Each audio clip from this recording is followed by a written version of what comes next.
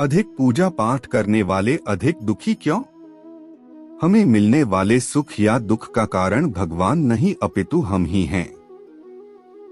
हमारे कर्म ही हमें सुख दुख देते हैं। कर्म सकाम व निष्काम होते हैं। सकाम कर्म यानी ऐसे कर्म जिनके बदले में हम कुछ भौतिक सुख सुविधाएं चाहते हैं। ऐसे कर्मों का फल सुख दुख के रूप में मिलता है। निष्काम कर्म वह हैं जिनके बदले हम केवल भगवान को प्राप्त करना चाहते हैं। ऐसे कर्मों का फल भगवत प्राप्ति के रूप में मिलता है। अब बात आती है कि ज्यादा पूजा पाठ करने वाले ही दुखी क्यों रहते हैं। इसका सीधा सा उत्तर यह है कि ज्यादा पूजा पाठ करने वाला भक्ति के स्वरूप को नहीं समझने के कारण पूजा पाठ तो करता है, लेकिन वह अनजाने में सकाम पूजा ही करता है, जिसका फल उसे सुख दुख के रूप में ही मिलता है। ज्यादा पूजा पाठ करने वाला बेशक ज्यादा पूजा पाठ या भक्ति करता हुआ नजर आता है, लेकिन वह कर्मकांड को ठीक से नहीं करना जानता है। ऐसे में गलती पर गलती करता जाता है। बेशक वह कहता है कि वह कुआं खोदने की बात करता है, लेकिन असल में वह खाई ही खोद रहा होता है। वह यह तो कहता है कि वह बहुत सारी दुनिया भर की पूजा पाठ या मेहनत कर रहा है, लेकिन असल में तो वह अपनी मेहनत बेकार ही कर रहा होता है। बेशक ऐसा करने में उसका सारा परिश्रम निष्फल चला जाता है। तो एक बात तो यह हुई कि सकाम कर्मों का फल सुख या दुख के रूप में मिलता है। हो सकता है कि उसके पूर्व कर्मों की वजह से उसकी जिंदगी में दुख बहुत लिखे हों और पूजा पाठ से बेशक कम हुए हों, लेकिन फिर भी आप यही सोच रहे हों कि भगवान हमें इतनी पूजा पाठ के बाद भी दुख ही दे रहे हों। और दूसरी बात यह है कि आप गलत तरीके से या बिना विधि विधान के जाने ही पूजा पाठ कर रहे हों।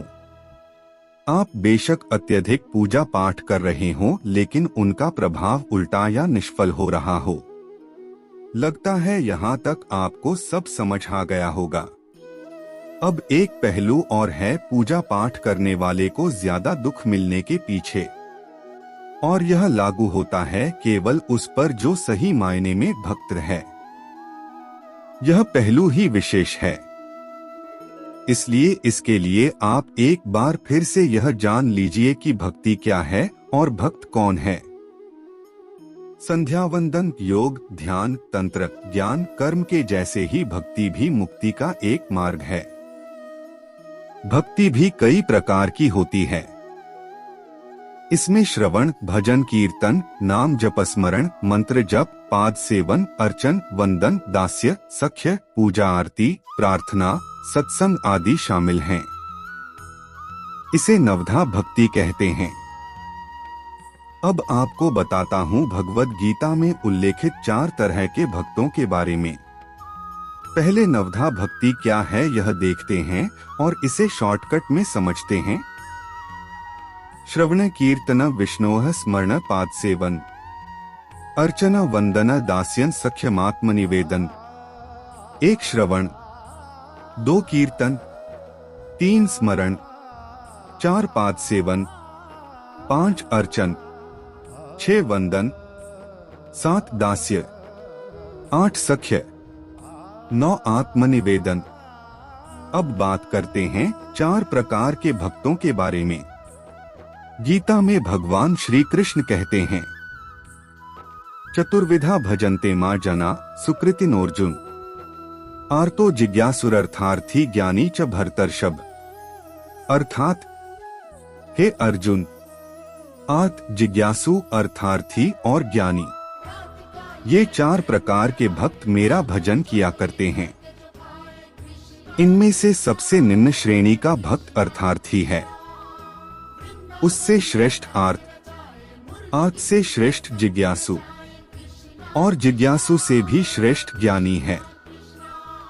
एक आर्त भक्त वह है जो शारीरिक कष्ट आ जाने पर या धन वैभव नष्ट होने पर अपना दुख दूर करने के लिए भगवान को पुकारता है। यही दुखी ज्यादा रहता है और भगवान को दोष देता है कि मैं तो इतना सारा पूजा पाठ करता हूँ लेकिन फिर भी मुझे इतना दुख। इसकी एक वजह उसका प्रारब्ध भी होता है। 2 जिज्ञासु।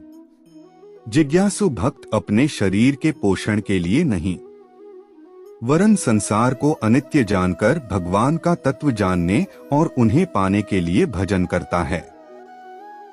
यह भक्त भी भगवान से कुछ चाहता है, क्योंकि जिज्ञासा भी तो किसी चीज को चाहना ही है।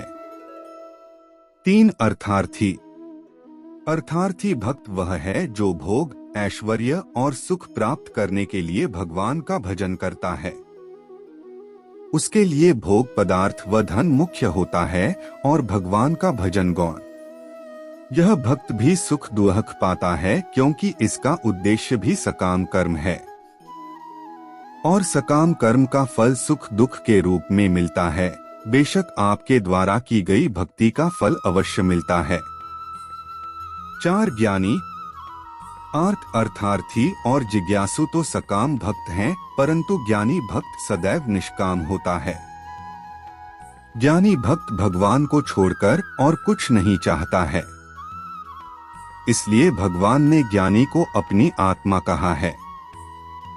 और एक बात अच्छे से ध्यान रखिए, यही भक्त ही केवल शुद्ध भक्त की श्रेणी में आता है।